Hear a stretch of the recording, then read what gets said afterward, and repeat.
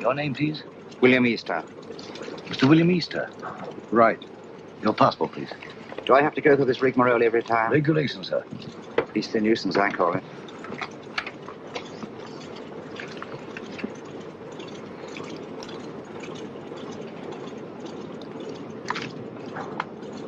You will receive your American visa in Lisbon. Will there be time? Definitely.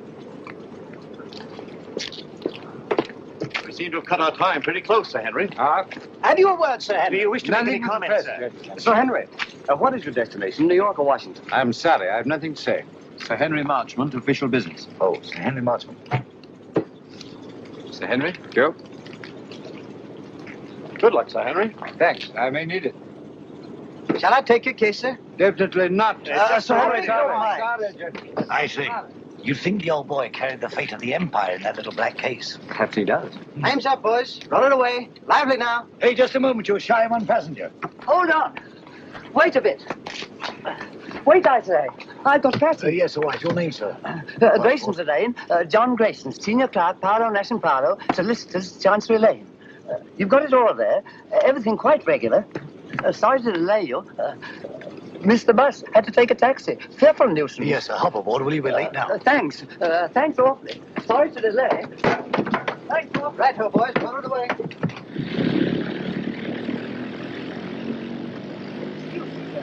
Awfully sorry. Quite all right.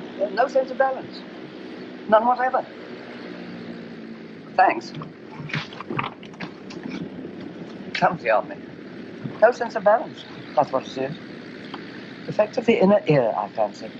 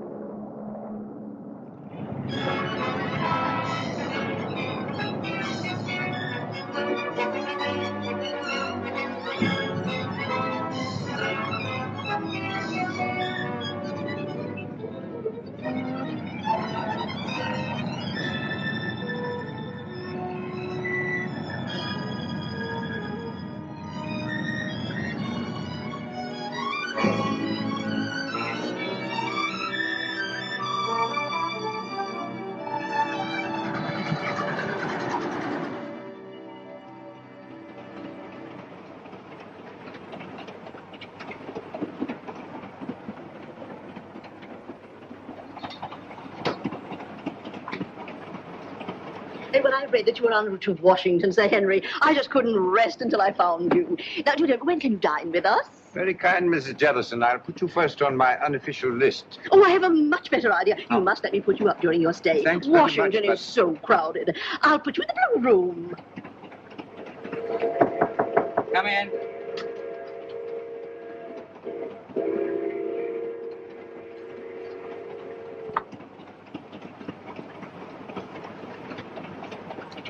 Thank you, sir.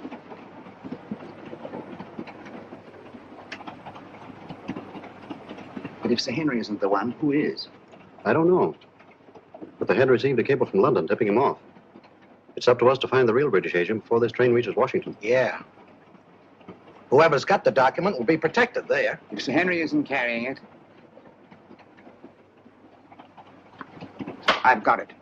Besides Sir Henry and myself, only one man's come all the way from London. The chap called Grayson, John Grayson. Well, then Grayson's our man. Grayson's carrying the document while Sir Henry's being used as a decoy. It's so old, it's new. When Grayson leaves the club car and goes to get his luggage, that's our cue. We know what to do, Easter. Good. That's Grayson standing at the bar. The little fellow.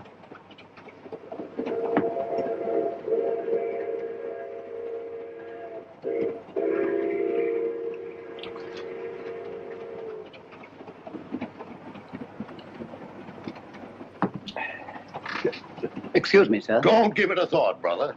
I'm in politics. I'm used to hard knocks. I'm Henry Babcock, Senator Babcock. How do you do? John Grayson. Sit down, Grayson. Have a glass of grape juice from my home state. Used to know a man named Grayson. Mighty fine man. He was murdered. 2 grapes, George. On the fire, sir. This book has got me all confused. I do wish you'd set me straight on the international situation. Rather large order, I'm afraid. Oh, you're so right, Sir Henry. One must take the broader view, I always say.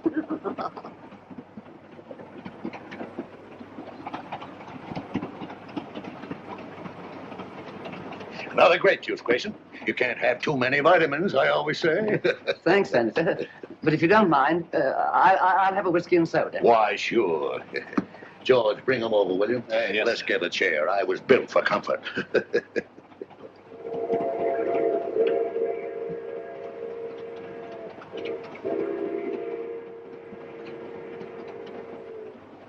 Jolly little beggars. What? Kept her myself as a lad. Till mother got a cat. Shh. Don't say C-A-T. Oh, sorry.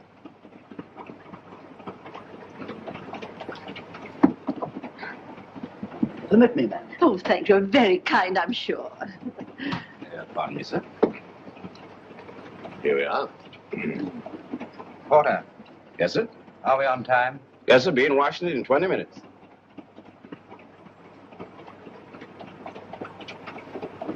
By the way, Grayson, what's your line? Line? Yeah, what business you in? What's your racket? Oh, I represent a London legal firm. Parlow, Nash & Parlow. Parlow. I used to know a man named Parlow. No, it was Marlowe. Couldn't have been the same fella. No, I suppose not. I've been making the tour of my state, getting the opinions of the home folks, taking a lot of their ideas back to Washington. I'd like to hear more of your activities, Senator. Give me your address, sir, and I'll have all my speeches mailed to you. You're quite too kind, sir. Sorry I have no card.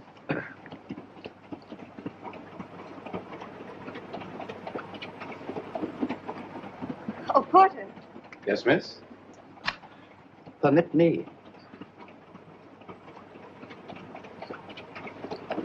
Thank you very much. Not at all. I'll be at this address for the next week or so. I hope. Thank you. I'll get my papers together. Pleasant meeting, my friend. Better look me up in Washington. I'll just get my bag. Thank you, thank you. Oh, I forgot to pay George. Excuse me, sir. Well, what's the matter?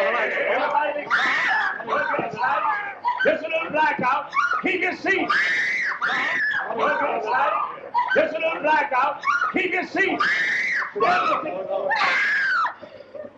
Mice! Oh, dear. All gone.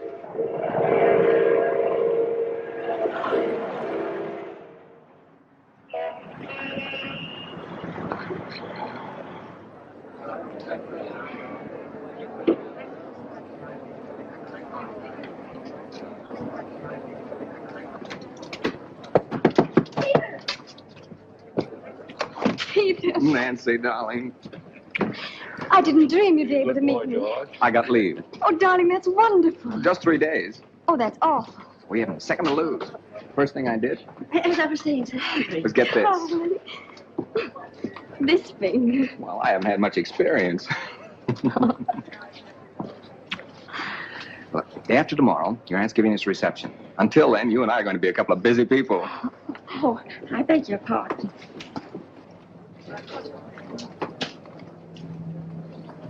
Goodbye. Who's your boyfriend? You needn't worry. He just lit a cigarette for me.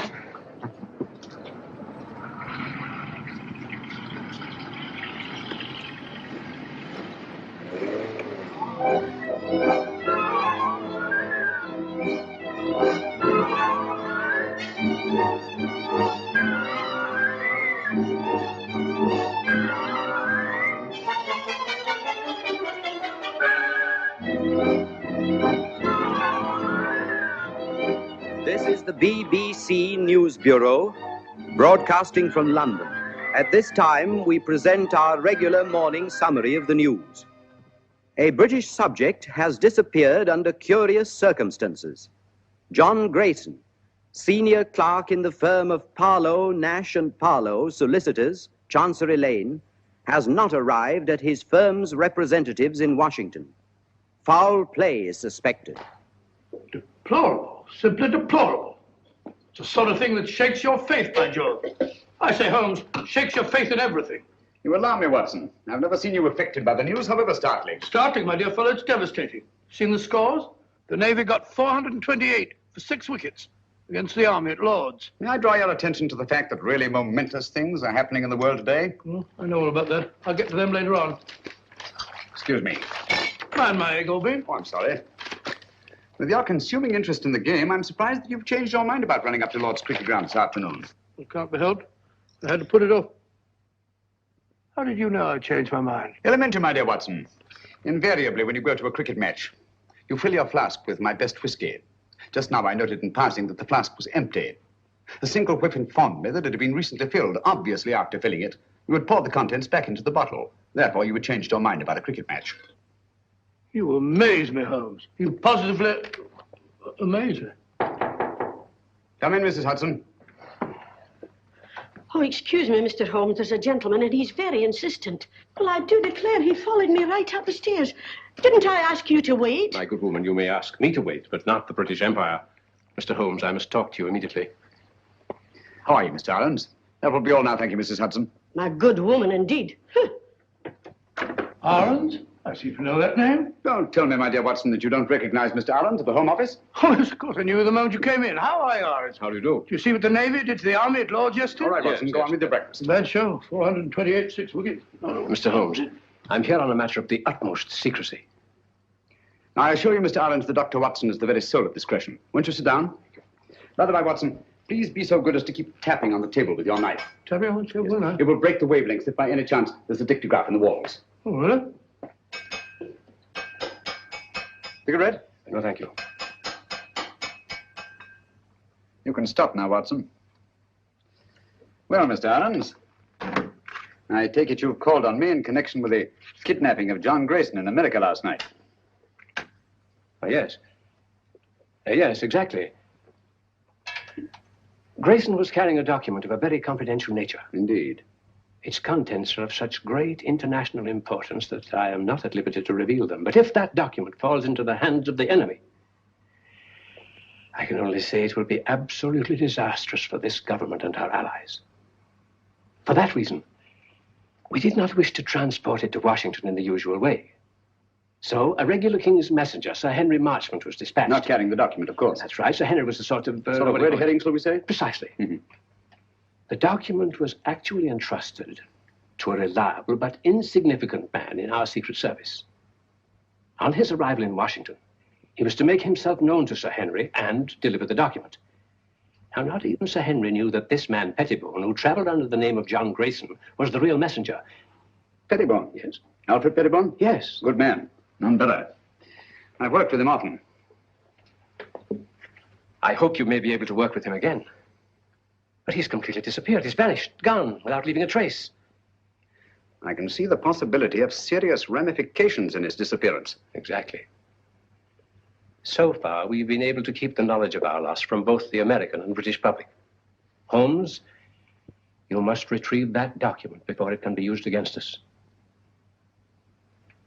Of course, the Washington police have been notified of Grayson's disappearance, but even they don't know that he was carrying the document. Now, that's about all the detail I'm at liberty to give you. Well, if they've got Grayson, that is Pettibone, they must have got the papers. Not necessarily, Watson. It doesn't follow because they've got the man, they've got the document. What form was this document in? It was typed on 2 sheets of legal paper. 2 sheets? That's too bulky to swallow. And dry, Watson. Fearfully dry. Especially legal papers. Well, whatever shape the document was in, I trust Pettibone to get rid of it before anyone could lay hands on him. The document must be found before it falls into the hands of our enemies. I'm here on behalf of His Majesty's government to urge you to find it. That means going to Washington, of course. With all possible speed. A bomber is waiting for you at Croydon. Goodbye, Dr. Watson. Goodbye, sir. Goodbye, Aarons. Goodbye, Holmes. Good luck. Thanks very much. We're relying on you. Well, Watson, we're off to Washington at once. America? I say, that's exciting. I've never seen a game of baseball. Let's go and start packing at once. First, I'd like to take a look at the home of Alfred Pettibone. Come on, Watson.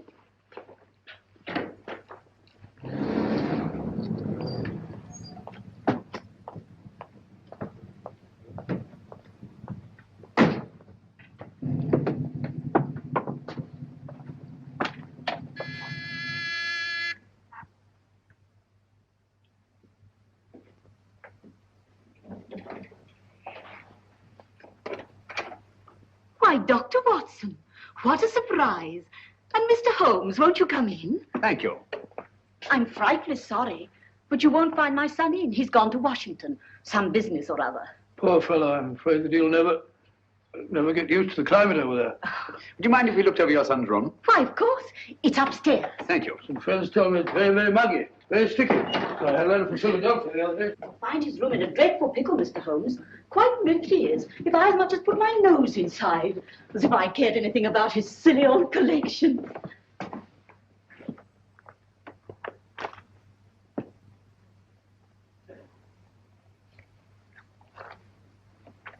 This sort of Pettibone seems a curious sort of fellow. Sort of collector of collections. Postage stamps, military buttons, butterfly, bugs, snapshots. All sorts of rubbish. Yes, I shall write a monograph someday on the noxious habit of accumulating useless trivia.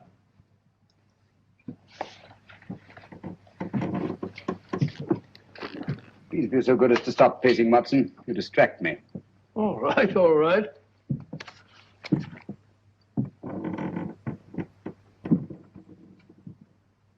Unless I'm greatly mistaken, our friend Pettibone did not carry 2 pages of legal paper when he left this room. I wouldn't be too sure, Holmes. Ashes are deceptive, you know. On the contrary, my dear Watson, the rag used in our official documents leaves an ash that is unmistakable. Oh, do stop pacing. I'm not pacing. I've moved an inch. I'm sorry, old fellow. My error. Must be Mrs. Pettibone. Heavy woman, light on her feet. Doesn't follow. Our friend seems to be quite a camera enthusiast. What's this? Cook F1.5. That's a very fast lens. F3.5. Summer. Copying setup. American match folders. That's right. USA. Now, why would Pettibone want American match folders in his work? And a microscope. Most interesting. Oh, what's this? Watson, this microscope was last used for examining microfilm. I'm beginning to see the pattern. Stop now. Did you know that the letters of our soldiers overseas are being photographed on microfilm so that one carrier pigeon can carry the equivalent of 18,000 letters? We had a carrier pigeon in the last war, back in 1915, belonging to the Brigade Signal Corps. Did you? Yeah, the poor bird kept flying round and round in circles all day long. Found out later on that it was cross-eyed. Tragic thing. Huh? Suppose we took, where are you going? Huh? Oh, dark room, huh? This is what I was looking for. Huh? This projector magnifies tremendously anything placed on the slide, like this piece of microfilm. Understand? I can't say I do exactly now. Wait a minute. I'll show you what he's photographed.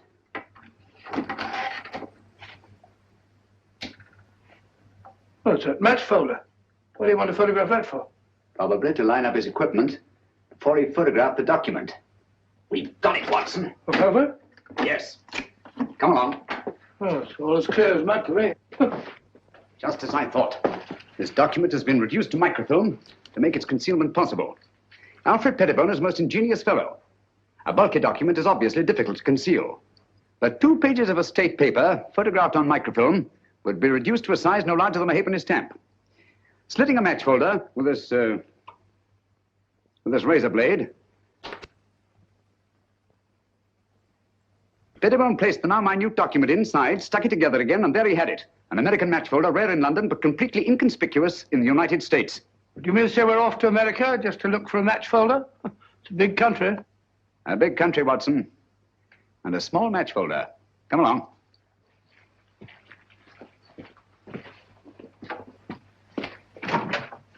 Did you find what you were looking for, Mr. Holmes? Yes, thank you, Mrs. Pettibone.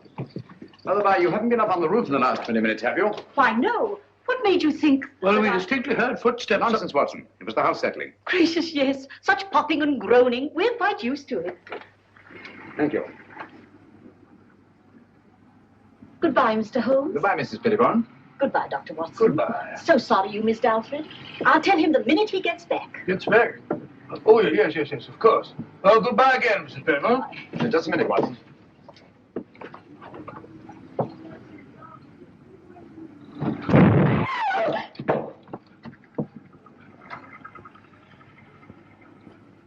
That was no accident, I assure you, Watson. Well, aren't you going to find out who did it? Time's too precious now. But at least I know they've learned of my entry into the case. They? Who are they? The same group that took Alfred Pettibone off the train on his way to Washington. A group that will stop at nothing to get their hands on the document he carried. Their leader is a clever, resourceful criminal who seems to have sources of information from everywhere. Oh, that means a worldwide organization. Who'll stop at nothing, you say? Quite. That's why we must get our bags and ourselves aboard that bomber without delay. We're opposed by an adversary worthy of our best efforts. At present, he has all the advantages. Even that of being only a merciless, nameless shadow. Think of it, Watson. In a few hours, we'll be flying out over the Atlantic. Huh?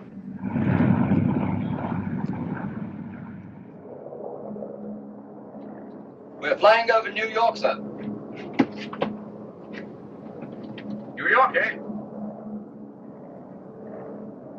Yes, sir. We've been cleared by radio. Non-stop, Washington.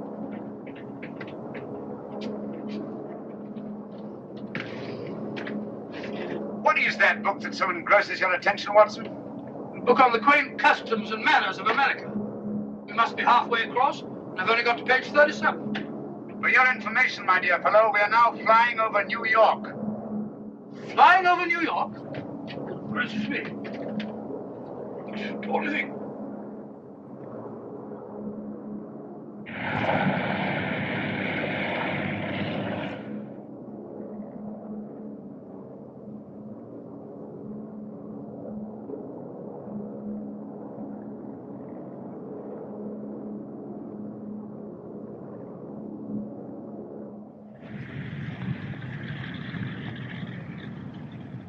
This is the embassy car, Mr. Holmes. You're being very helpful, Mr. Lang. Detective Lieutenant Grogan of the Washington Police.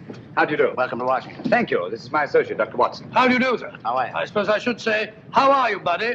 What's cooking? Oh, come along, Watson. Oh, it says in the book. What's cooking?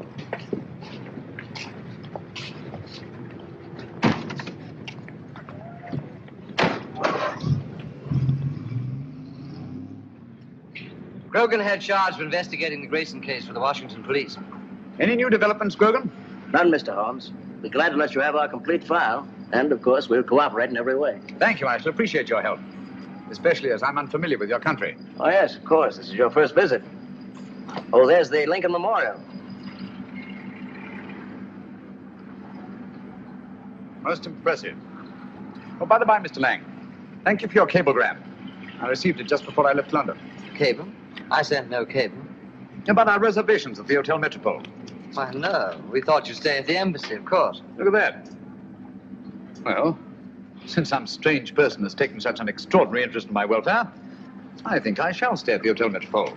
Oh, Mr. Holmes, there's the Washington Monument.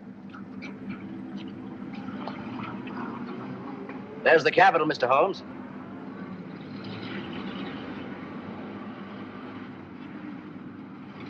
Magnificent.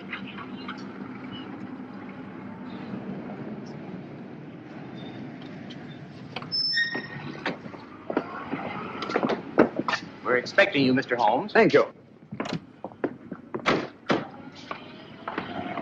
I questioned everybody known to have been in that club car, as a matter of course. Sir Henry Marchmont confirms that Grayson had contact only with the people on this list. Now, he had a drink with Senator Babcock, and he chatted with a Miss Pringle about some mice she had in the cage, and he picked up a book dropped by Mrs. Jellison. Not very much to go on. How many of these people have been attacked already? I've heard about your deductions, Mr. Holmes. Well, Senator Babcock was held up on his way from the station, with nothing taken. Mrs. Jellison's home was ransacked that night. And she found the book that she carried from the train literally torn to bits. That's right. Miss Pringle? Well, Miss Pringle says someone released the mice from the cage during the night sometime, and she found the cage torn apart. What happened to the mice, I wonder? An intriguing line of thought, Watson, but not essential to the case. Mm-hmm. Apparently, Grogan, they're still looking for the document. I'd very much like to have a look at that club car. Well, that'll be easy. I have the car held in a siding in the railroad yard. Good. But we've searched the car thoroughly, Mr. Holmes. We couldn't find a thing. Well...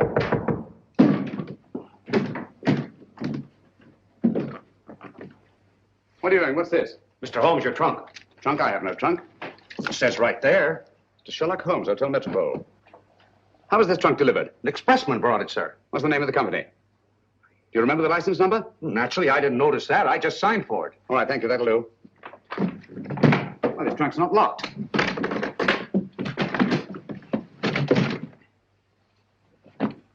Great Scott. Poor chap. You recognize him, Mr. Holmes? Yes. Who was he? The man we're looking for, John Grayson. His real name is Alfred Pettibone. British Secret Service. Why should they send the body here? Obviously to frighten us. Or to tell us they know that Sherlock Holmes is on the case. Gentlemen, they knew we were on the case as early as their attempt on our lives in London. They're much too intelligent to believe that a corpse would frighten a trained detective. No, I rather think they intend this as a message. And they wanted to be sure that I'd be here at the Hotel Metropole to receive it. Message? What do you mean? They want us to believe that they found the document, and therefore have no further use for Grayson. Well, if that's true, then we're done for. I'm not so sure that it is true, Watson. If they have the document, why are they wasting time sending me this? No, it's an attempt to throw me off the track. Grogan, you've a police laboratory, of course. Certainly. I'll see what I can find out about the body. Yes, whatever marks it reveals. And the trunk. A microscopic examination. Everything about it. The lining, the blanket in which the body is wrapped, everything. Let nothing escape. We have the best police laboratories in the world, Mr. Holmes. I beg your pardon, Lieutenant Grogan. You see, I'm so accustomed to working quite alone at my lodgings in Baker Street that I sometimes forget the more modern scientific methods so particularly effective here in America. But if there's anything there, they'll find it, Mr. Holmes. While you're doing that, I'll take a look at the club car. Coming, Watson? Here we are, Mr. Holmes. I have the porter, as you asked, and the railroad company sent Mr. Moore to unlock for us. Delighted. How do you do? Very good. Let's go in. This way, gentlemen. Well, it looks as if the police have made a thorough search. Whoever did it, it wasn't the police. There have been visitors here since our friend Grogan. My goodness, look at our car. Talk about a blitz. I say, Holmes, if Grayson hid anything in this car, it certainly isn't here now. Not necessarily, Watson. If you'll help me put this place in some kind of order. Yes, sir, boss. This would go about here, I imagine. That's it, boss. Yes, And, yes. wait a minute. Oh, yeah, that's certainly more like it. Yes, sir. Thank you. That'll be all. Watson, will you be Mr. Grayson for the moment? Grayson? Huh, if you want me to, old man. What do you want me to do? You're having a drink at the bar. Oh, drink. That's not a bad idea. Drink at the bar. Bring me a whiskey and soda, will you, Stuart? Stuart? Sorry, Dr. Watson, but the bar's closed. Oh, says the bar's closed. According to Grogan's reconstruction of the scene, let me see. Yes. Grayson pauses at the bar while Senator Babcock moves across and sits down here. Do you mind being Senator Babcock for the moment, Watson? Going up in the world. Sit down, please. Now, Miss Pringle is seated there. Over there, Watson.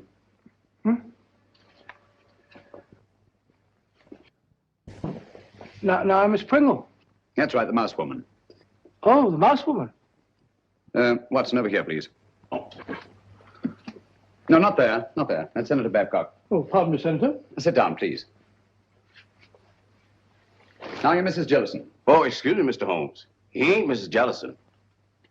He's the young lady. What? Sir Henry Marchmont was sitting right here, and Miss Jellison was right here. She's a sort of a big, fat lady. What did Grayson do that attracted your attention so particularly to Mrs. Jellison? The little man, he retrieved her book. And the young lady sitting here, didn't she converse with the little man? No, sir. That young lady didn't have no converse with no one. When the little man lit a cigarette, she ran back and said, "Thank you very much." But you have matches here for your customers. Oh, yes, she called me, and I saw a cigarette, and I knew she wanted a match. And Grayson used one of his own matches? Dog it. Oh, yes, he took a folder from his coat pocket. Did he put the match folder back in his pocket, or did he give it to the young lady? I don't remember. I was fairly busy. Try to remember. Well, if I should try to doomsday, I couldn't rightly say just what happened to that match folder. Oh, yes. I remember just one important thing. What? When the little man lit her cigarette, he said something very peculiar. What was it? He said, "Permit me." Oh. Well, gentlemen, I'm extremely grateful to all of you. That's all we can do for the present, I think. Since the place was torn to bits after the murder of Grayson, and the attacks on Senator Babcock, Mrs. Jellison, and Miss Pringle, I'm convinced that the document left the club car long before these events. But how? By whom? And who was the mysterious young lady whose cigarette Grayson lighted? Did anyone meet the young lady? He sure did. He? Who was he? Tall, handsome, in a uniform. I see. I suppose you wouldn't remember what kind of uniform. I certainly would. Lieutenant. Navy flyer. My boy's in the Army. He's going to be a flyer, too. Splendid. Did you happen to hear them say anything? Oh, I didn't happen. I just couldn't help hearing it. Mm-hmm. Well, what did they say? Oh, yes, he said he had 3-day leave. They had to move fast before the big part of her aunt was giving them.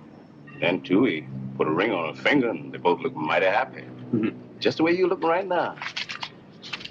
And the way I'm looking myself. Come on, Watson. That's the girl. I told the head I could swear to it. Is the address there? All there.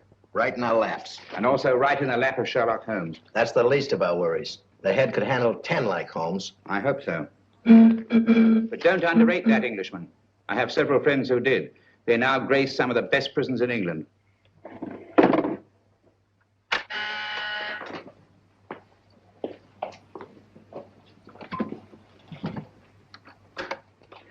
Yes, sir? I talked to the catering company. It's quite all right. They could hardly refuse me. It's the Acton Company. The Acton Catering Company. Yes, sir. I know what to do.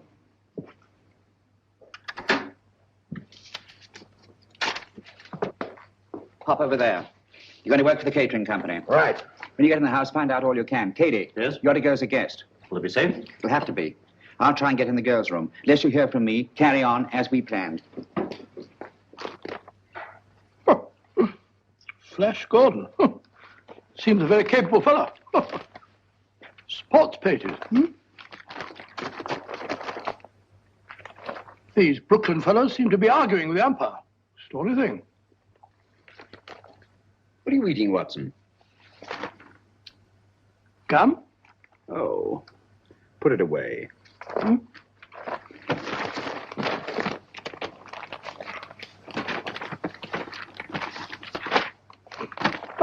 Never seen you take an interest in the society columns before. It's a concern I'll drop at once, I assure you, Watson. You found what you're looking for? Oh, how do you know this is the girl? It would be an extraordinary coincidence, wouldn't it? If more than one naval lieutenant in Washington were to become engaged in the last few days to a girl from New York whose aunt was giving them a reception. By Joe, you must be right. She's a pretty girl. Yes. He's walking around with dynamite in her handbag.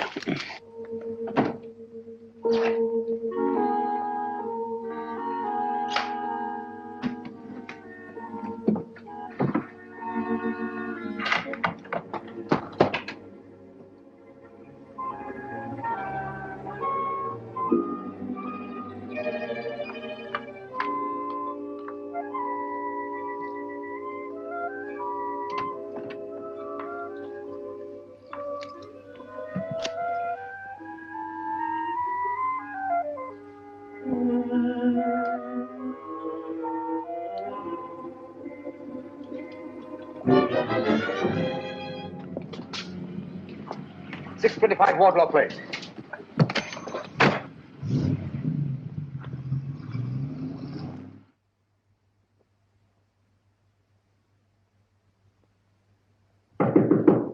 Who is it? Me, Pete. You can't come up here. I did, though. One get you two. That party's going to be awfully dull after this. Let's not go. Let's go away and get married. You've only got one more day. That's an idea. No, we can't do that to Annie. I'll tell you. Let's sneak a look at the new apartment. It was awful sweet of Auntie to give us the whole floor of this house for our apartment. The least we can do is let her have the fun of showing it to us. Okay. Let's face the party. I'll get my bag.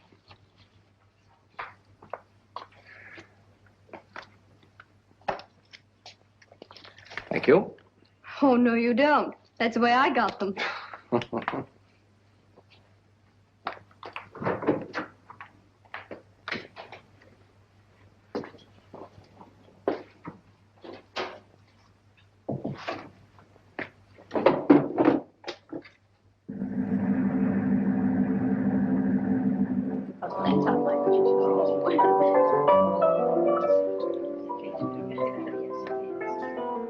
How do you do? So glad you could come. This is Mrs. Oh, dear, what is your name? Ruxton. Of course, I know it as well as my own. And this is Mrs. Vale. How do you do? Isn't it?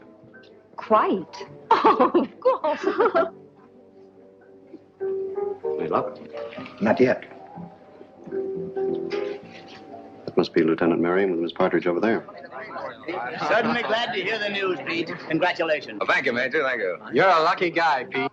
I'll see you later. 3rd floor, first door. Right. I'll wait there. You bring him up. Thank you, sir. A toast to the happy couple. A toast. Very good. Happy landings. Well, certainly. Me too. Thank you. Lieutenant Merriam? Telephone, sir. Navy Department calling. Oh, yes. Be right back. Lead on, McDuff. This way, sir. Matches? Match me, darling. Pick them up. Thank you. Oh, Pete, hold it. You can keep them, Major. Oh, thank you.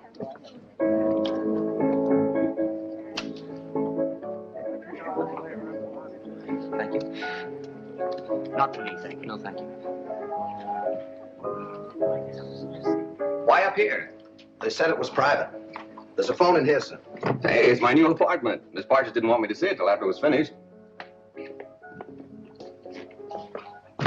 Here you are, sir.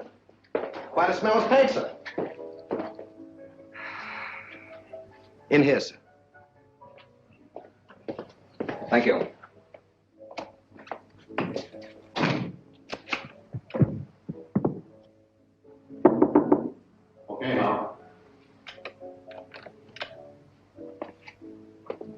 We We should get some action, Sir Henry, with Sherlock Holmes in Washington. Yes. I don't mind telling you I'd give anything to get my hands on that document. Yes, I know. Or at least know that it's in safe hands. Thanks. Engaged today and married tomorrow. No, thanks. Have you a match? Miss Partridge? Yes? Lieutenant Merriam asked if you would come to the new apartment. But he's not supposed to see it yet. The new apartment? He must think you're already married. Yes, I don't dare let that man out of my sight. Excuse me, will you please? Surely. Oh, I'm so sorry. May I? Thank you. This way, please. Oh, I know the way, thank you.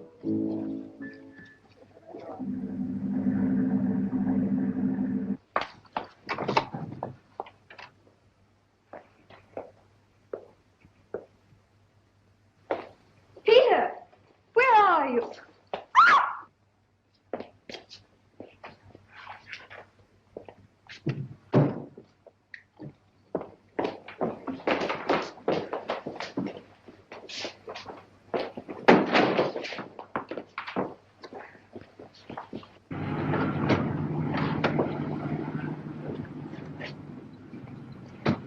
Well, here we are, Grogan. Good connection. We'd better go into the party. Well, I think you better go in first, Mr. Holmes. I'm not very good at this sort of thing. I think you do all right.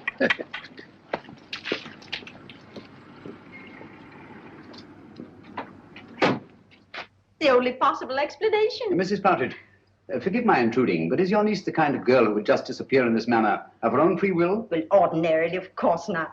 But the girl's in love. In love? Well, of course, if they're in love, that's... Even so, they'd naturally tell you of their destination. Really, I've no idea. Oh, but they'll be back here again tomorrow. You see, I prepared an apartment for them, an entire floor in this house. By the by, Mrs. Partridge, I gather the rug you ordered for the apartment was not entirely satisfactory. Oh, those tiresome workmen. I told them not to come in here this afternoon, but they did. And walked out with the rug, which they no doubt informed you had been sent by mistake and would be replaced tomorrow. Yes, but however did you Quick. know that? Show me the apartment. Yes, there were two rugs there. One for the living room and one for the dining room. Well, your workmen wear rubber-soled shoes, do they not? Oh, but yes, always. Their company requires them to. Nevertheless, there have been leather heels on this floor. And a woman's heels. Very recently, I should say. Not yours, Mrs. Partridge. But recently enough, so that no dust has had time to settle in the imprints. Stay over there, please.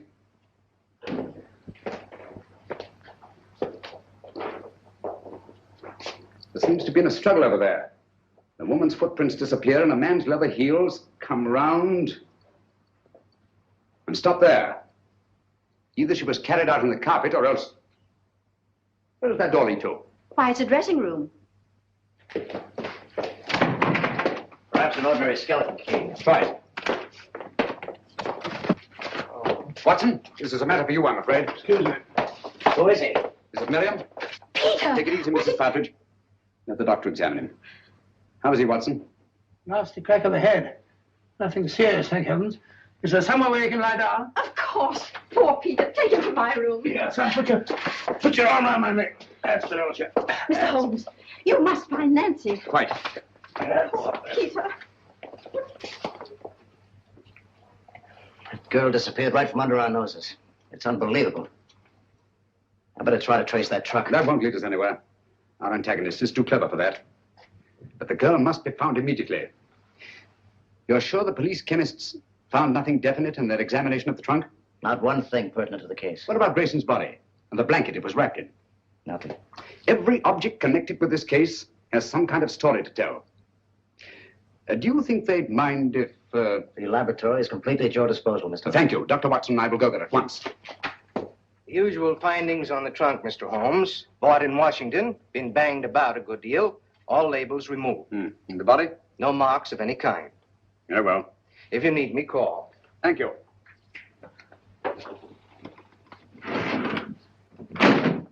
Watson, please. Just tidying up a bit. This blanket is beginning to tell me many things. Really? Don't say so. It only remains to translate them properly. Yes. And just as I thought. This blanket has had a most varied history. It's been on many a sea voyage. The latest not 6 months ago. Since then, it has been used to wrap a multiplicity of objects. Carvings of teak wood, candle snuffers made of pewter.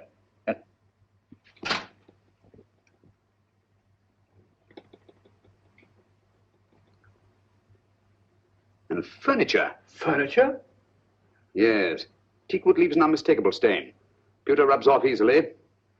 And there are evidences of wax drippings. But what particularly concerns us, Watson, is the furniture. Most likely a chair. Louis XV. In yellow and maroon satin. What do all these things suggest to you, Watson? Let me see. An aunt of mine, Matilda, lives in Brighton. Very old-fashioned. Very aged. Exactly. Antiques. We've a lot of ground to cover before nightfall. Ground? What ground? If necessary. All the antique shops in Washington. A-N-T-I. There we are. Antiques. Antiques? What connection is there? Louis XV's chair with his partridge girl? This sliver of wood came from a Louis XV chair that had once been wrapped in that blanket. From other evidences the blanket supplies, I deduced that it's been used in an antique shop. And whoever controls those antiques murdered Grayson and kidnapped the girl. What? That's it, Watson. Come along. Before the girl's kidnapper becomes her murderer.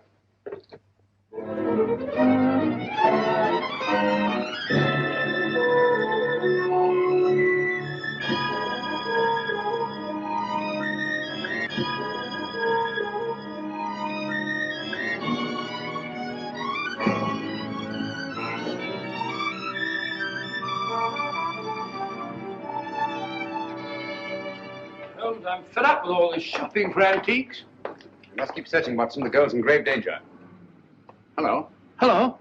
Oh, sorry. What is it, Holmes? This isn't the place it seems to be. Look, Watson. Those cabinets. Obviously imitation, and yet they're priced as if they were authentic. Beware, and all that, eh, Holmes? Watson, I feel certain this is it. This is my purse.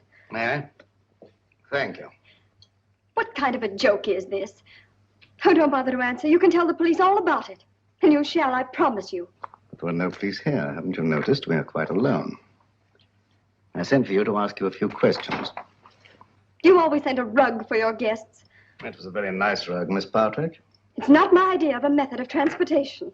No, I'm sorry about that, but I'm afraid it was unavoidable. But why? You've no right to bring me here like this. I've always found it wise to take what rights I can get. Miss Partridge, you have a document which I must have. Document? I have no document. It won't do you any good to deny it. But I do deny it. I don't know what you're talking about. You'll remain a prisoner until you produce it. How can I produce it when I haven't got it? But you have. It was observed that on the train you had contact with a little British agent named Grayson. He gave you something. Where is it? But I hardly even noticed the man. I wouldn't even have remembered him if I hadn't seen his picture in the paper. He disappeared or something. He's dead, Miss Partridge. Oh. Now will you tell me what I want to know? But I can't. You won't? I can't, I tell you. Let me out of here. He gave me nothing. That's strange, because I know he spoke to you. There's something very curious about that door up there. To open it, you'd have to know the combination. But I tell you, I spoke to no one on that train. Now, didn't the little man try to be attentive to you? Oh, he may have offered the usual courtesies. I don't even remember. I see. I'm sorry. Aren't you spoke one of the years? Thank you. And you're quite sure he said nothing at all to you? Of course I'm sure. Permit me.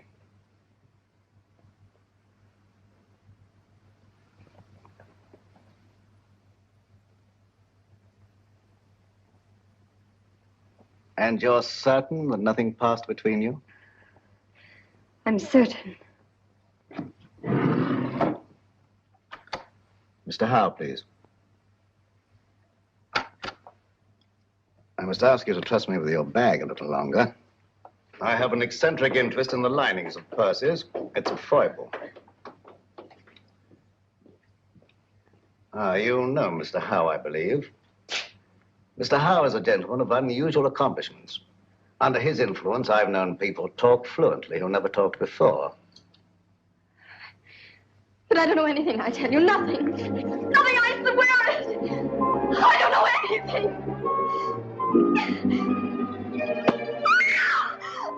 You stay out here. I'll go inside. I'll assume the character of an eccentric art collector. As soon as I'm convinced that this is the place we're looking for, I'll signal to you. And you get Grogan and bring him here on a run. But don't lose any time. An extra second may cost a life.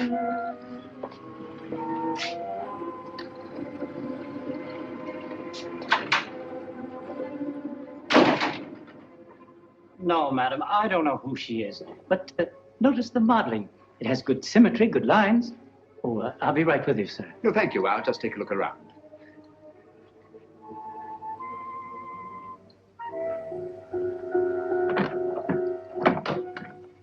What an extraordinary cabinet. Spanish. Moorish influence. Imitation, of course. It is not an imitation, it's authentic. Oh, come now, my dear man. Ah, may I see some of these ceramics? Those aren't for sale. They're Ming vases mostly, and they haven't been marked yet. Well, that's really a very little consequence. You see, if they're genuine, I can tell to within a shilling what the international price might be. If you please, sir, there are other customers. Oh, yes, of course. Well, I'll just look around. Ah, what a very interesting collection of pewter.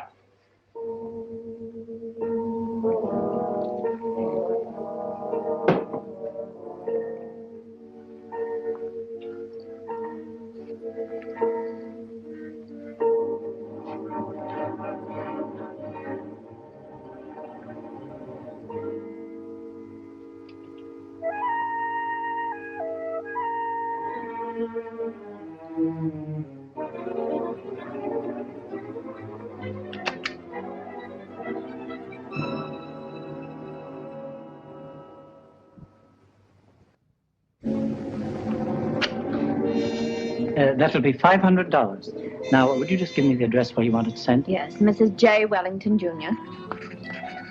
DuPont Circle.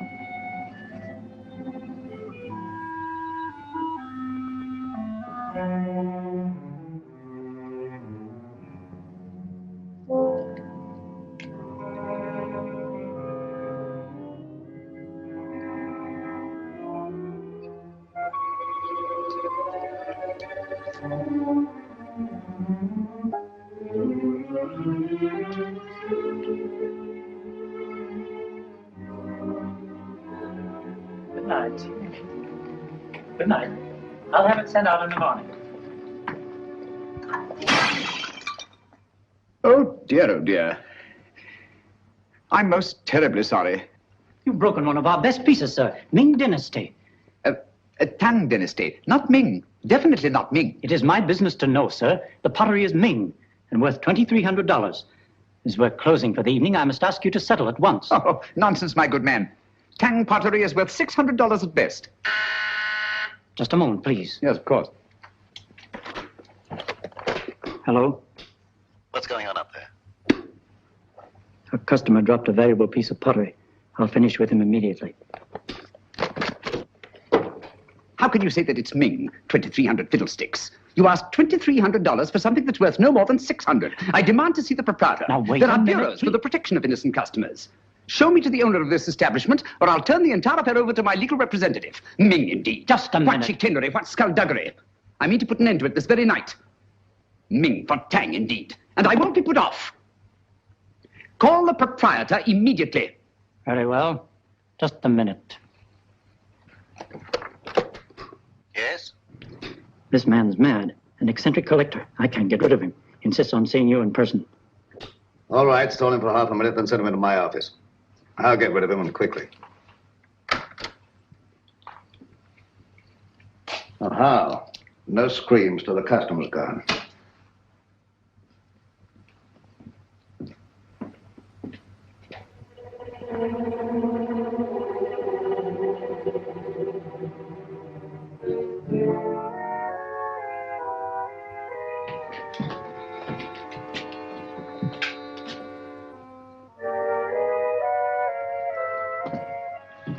You get downstairs. Yes, sir.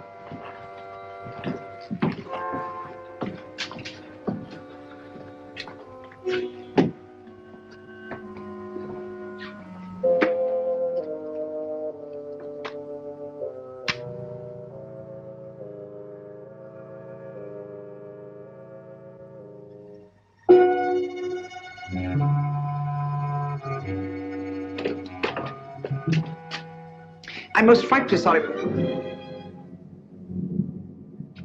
I'm most frightfully sorry about the vows, but really, sir, your clerk is guilty of attempting the most obvious fraud. You see, he tried to convince me that I'd broken a Ming pottery, when anyone could see that it belonged to the Tang era.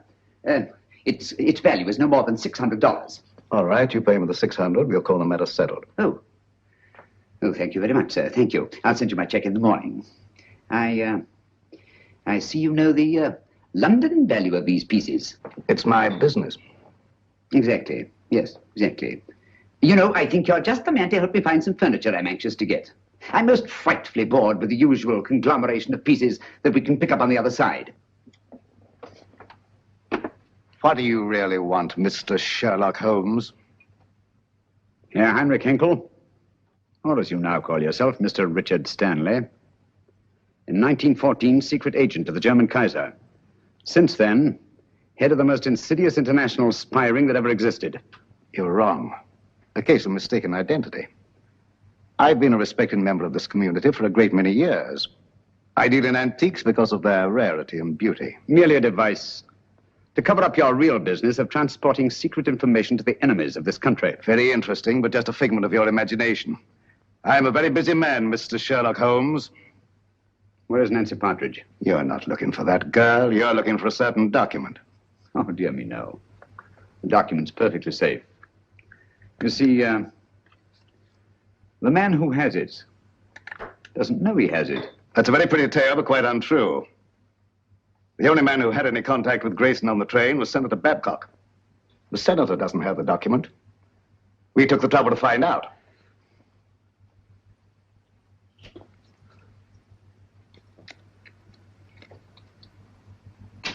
Permit me. Thank you. Perhaps you've been misled by the common notion regarding the shape and bulk of state papers. They might easily have been reduced to a convenient size, you know. Say, a document no larger than a postage stamp. Postage stamp, huh? That's a very interesting theory, but not supported by the facts. And quite beside the point. Where's the girl? She's not here, of course, but you're quite at liberty to look round if you care to. Thank you. I shall do so.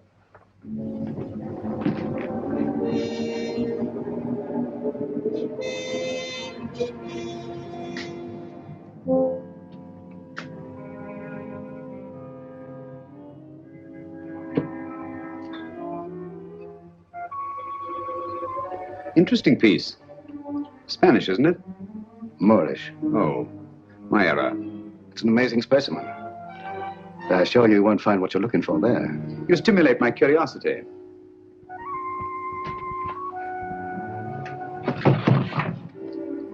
This might be interesting.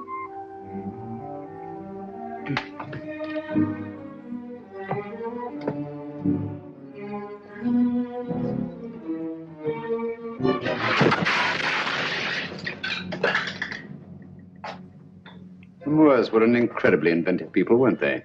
Yes, it was in shocking condition when I got hold of it. But I had it restored. Very lively now, but old-fashioned. If that's the best you can do, Mr. Stanley, I think I may safely examine the rest of the room. Now, help yourself. Thank you. Take your hand away from that drawer. Mr. Holmes, you didn't think I was going to draw a weapon. I never touched the things. How odd to find you squeamish.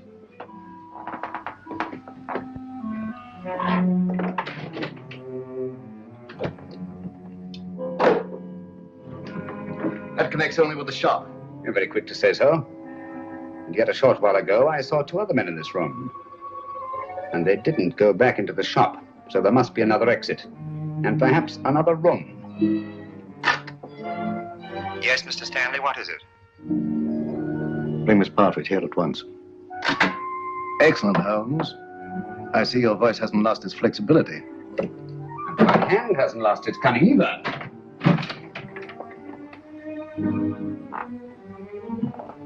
When they come here, tell them to leave the girl with you and to clear out. You think I'll do that? Yes, you will. You're playing with lives now, Stanley. Not just the girls. Thousands, millions perhaps. And we don't intend to let one man have that much power. Not now, Not at any time in the future. I prefer you alive to face the retribution that's coming to you. But if I have to do it...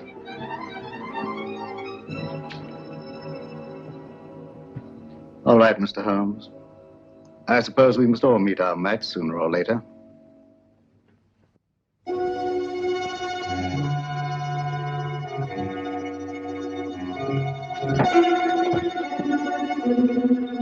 That's enough, boys.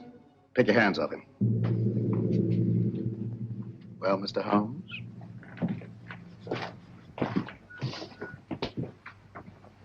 Tell the clerk to go home and see the front door's locked. Well, Mr. Stanley? It's the last trick that counts, eh, Holmes?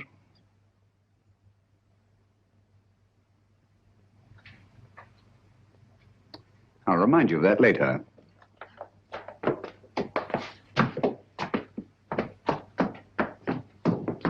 Miss Partridge, allow me to present Mr. Sherlock Holmes, the world-famous detective. He's come to rescue you. I don't believe you. Oddly enough, he's telling the truth. My name is Sherlock Holmes, and I did come here to help you. But I seem rather to have missed it. I'm sorry. I'm afraid you've had a bad time. Oh, that doesn't matter. It's Peter. They say they'll do something to him if I don't tell them. They say they've got him. Cheer up. He's quite safe.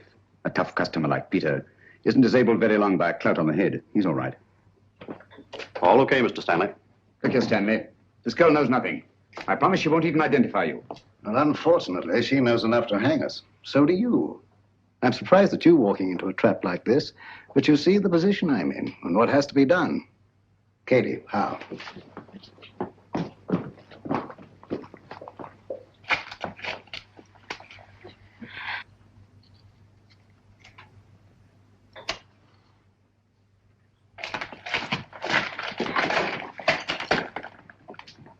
It will give me great pleasure to attend to Mr. Holmes personally. Easter, and the girl's yours.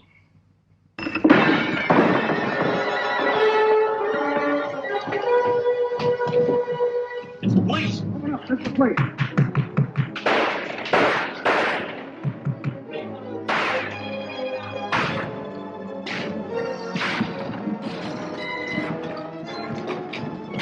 Holmes, where are you? You all right? Holmes, where are they?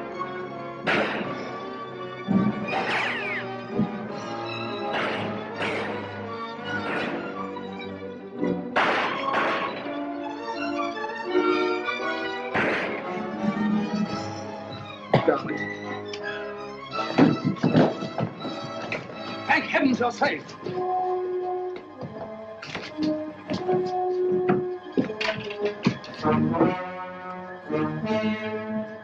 Quick! Stanley's escaped. All right, boys, bring them along. Come on, Lieutenant. Send it off his building. Double quick.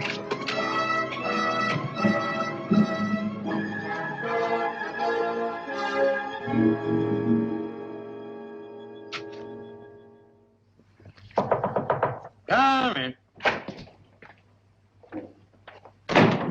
I'm glad you're safe, Senator. Safe? No man is safe. Look at the way my constituents snipe at me.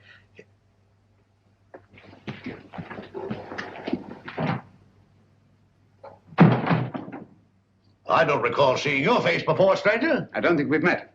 Well, that explains it. My name is Sherlock Holmes. Glad to know you, Holmes. What's on your mind? Senator Babcock, I'm here to inform you of great peril to your life. Richard Stanley, a dangerous criminal, is now on his way here. Richard Stanley? Why, he's the most respectable citizen of Washington, has been for years.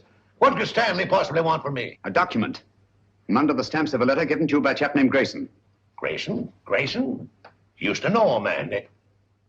Grayson? Why, that's the fellow disappeared. Say, I got that envelope right here in my wallet. Now, what does Stanley think could be under these stamps? A secret document of grave import. Reduced to microfilm and concealed under these very stamps. Thank you very much, Mr. Holmes. That's just what I wanted to know. I might have missed this microfilm if you hadn't led me to it. I seem to have underestimated your capabilities, Mr. Stanley. Yes, Mr. Holmes. Your famous powers of deduction and observation may do very well in Limehouse or Soho. But here in America, I believe you're out of your depth. If so, the verdict of history will be severe indeed. You nervous, Sherlock Holmes? I must confess to a marked irritation. Do you mind if I smoke?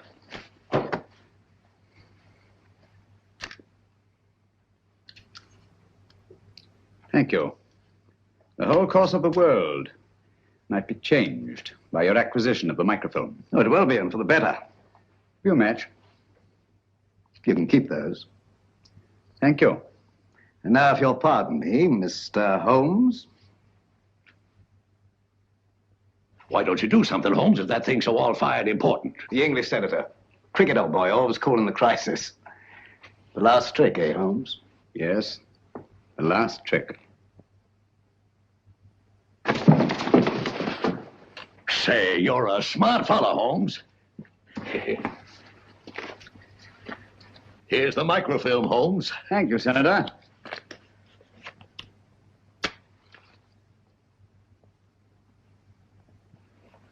I say, Holmes.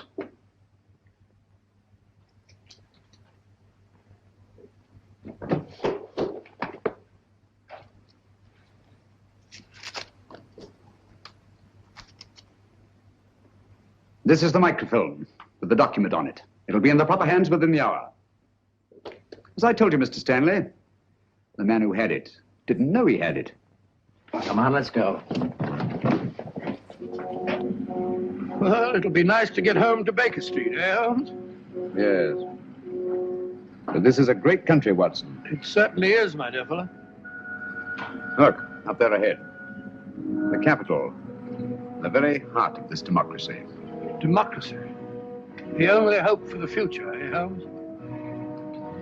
It's not given to us to peer into the mysteries of the future. But in the days to come, the British and American people will, for their own safety and for the good of all, walk together in majesty, in justice, and in peace. That's magnificent. I quite agree with you. Not with me, with Mr. Winston Churchill. I was quoting from the speech he made not so long ago, in that very building.